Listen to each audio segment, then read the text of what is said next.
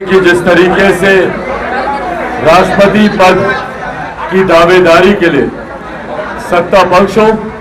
विपक्ष हो दोनों की तरफ से प्रत्याशियों के नाम उम्मीदवारों के नाम सामने आ चुके हैं और लोक जनशक्ति पार्टी रामविलास ने ये निर्णय लिया था कि जब तक दोनों प्रत्याशियों के नाम सामने नहीं आए तब तक पार्टी का समर्थन किसी एक उम्मीदवार के नाम के घोषणा के साथ नहीं किया जाएगा। दोनों प्रत्याशियों के नाम को सुनने के बाद उनके व्यक्तित्व को, उनकी पृष्ठभूमि को, उनकी कार्यशैली को समझने जानने के बाद ही लोक जनशक्ति पार्टी रामविलास ये फैसला लेगी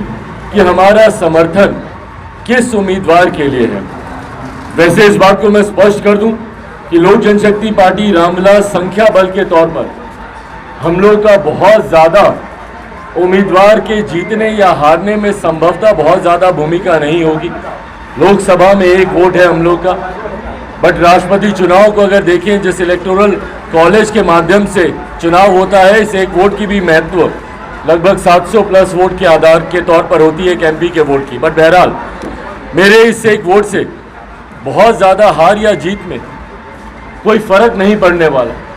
पर उसके बावजूद नैतिकता एक बहुत बड़ा आधार है। लोक जनशक्ति पार्टी रामविलास ने हमेशा अपने विचारों, अपने सिद्धांतों के आधार पर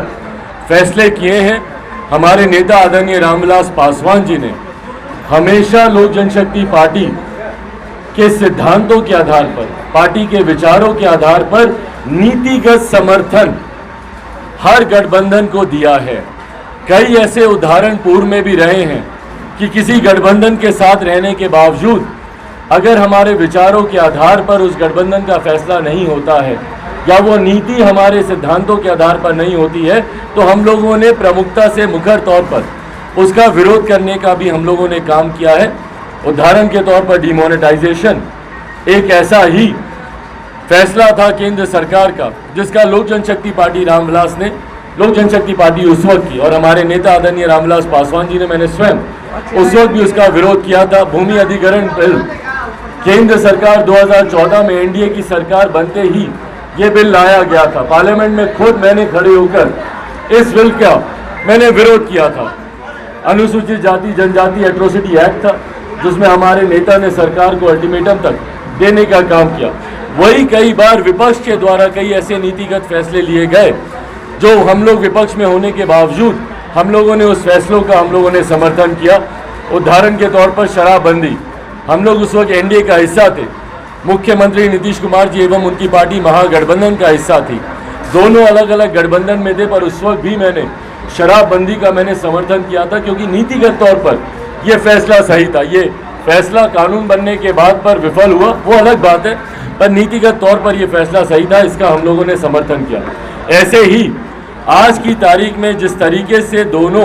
प्रत्याशियों के नाम सामने आए हैं महामहिम पद के लिए, जिसमें एक तरफ यशवंत सिन्हा जी का नाम है जो कि विपक्ष की तरफ से उम्मीदवार है, तो वहीं दूसरी तरफ श्रीमती द्रौपदी मुर्मू जी का नाम सामने आया है। लोक जनशक्ति पार्टी ने हमेशा अनुसूचित जाति जनजाति वर्ग से आने वाले लोगों का मजबूती से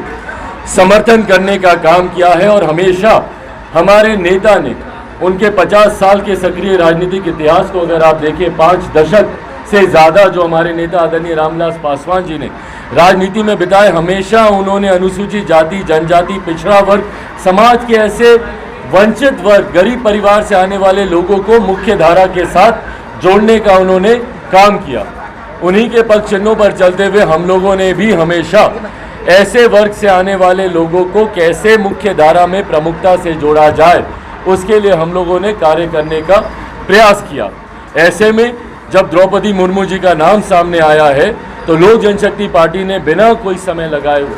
क्योंकि ये एक ऐसा विषय है जहाँ पे हम लोगों को ज़्यादा विचार विमर्श की भी ज़रूरत नहीं है, ये हमारे सिद्धांतों के पूरी तरीके से साथ में है। हमारे विचारों से जो लड़ाई लोक जनशक्ति पार्टी रामविलास लड़ती है कि भैया अनुसूचित जाति जनजाति को प्रमुखता से उनका प्रतिनिधित्व केंद्र की राजनीति में होना चाहिए, ऐसे में देश के सर्वोच्च पद के लिए एक ऐसी महिला का नाम जो आदिवासी समुदाय से आती हैं, जब एनडीए की तरफ से सामने आया, लोक जनशक्ति पार्टी रामविलास ने कल रात विभिन्न नेताओं से हम लोग की चर्चा हुई, बातचीत हुई और एक आम राय बिना किसी विवाद के, यह आम राय हर किसी की थी। लोक जनशक्ति पार्टी रामविलास के हर एक नेता की, भले वो हमारे विभिन्न प्रदेशों के प्रदेश अध्यक्ष हों या हमारे राष्ट्रीय पदाधिकारी या हमारे बिहार प्रदेश के तमाम साथी, सबका एक स्वर में राय था कि हम लोगों को एनडीए के प्रत्याशी आदरणीय द्रौपदी मुर्मू जी का हम लोग को समर्थन करना चाहिए, ना सिर्फ क्योंकि वो एक महिला आदिवासी समुदाय से आती हैं, शेड्यूल्ड ट्राइब से आती हैं, बल्कि उनकी अपनी काबिलियत, भैया समाज के एक वंचित वर्ग से आने के बावजूद जिस संघर्ष से और जिस मेहनत और जिस काबिलियत के बल पर वो देश के सर्वोच्च पद की दावेदारी तक वो पहुंची हैं, ये अपने में उनकी काबिलियत को दर्शाता है, उनके सामर्थ्य को दर्शाता है। और उनकी यही काबिलियत, इसी सामर्थ्य का समर्थन लोक जनशक्ति पार्टी रामविलास करती है। और पार्टी ने ये फैसला लिया है कि जिस तरीके से उनकी कार्यशैली रही एज अ गवर्नर, उनकी जो भूमिका रही झारखंड में, या एक जनप्रतिनिधि के तौर पर जिस तरीके से उनकी समाज के प्रति उनकी सेवा रही, इन तमाम बातों को देखते हुए, इन तमाम पृष्ठभूमि को देखते हुए लोक जनशक्ति पार्टी रामविलास ने ये फैसला लिया है कि हम लोग इस राष्ट्रपति चुनाव में लोक जनशक्ति पार्टी रामविलास का समर्थन एनडीए की प्रत्याशी आदरणीय द्रौपदी मुर्मू जी के लिए होगा। अब इसका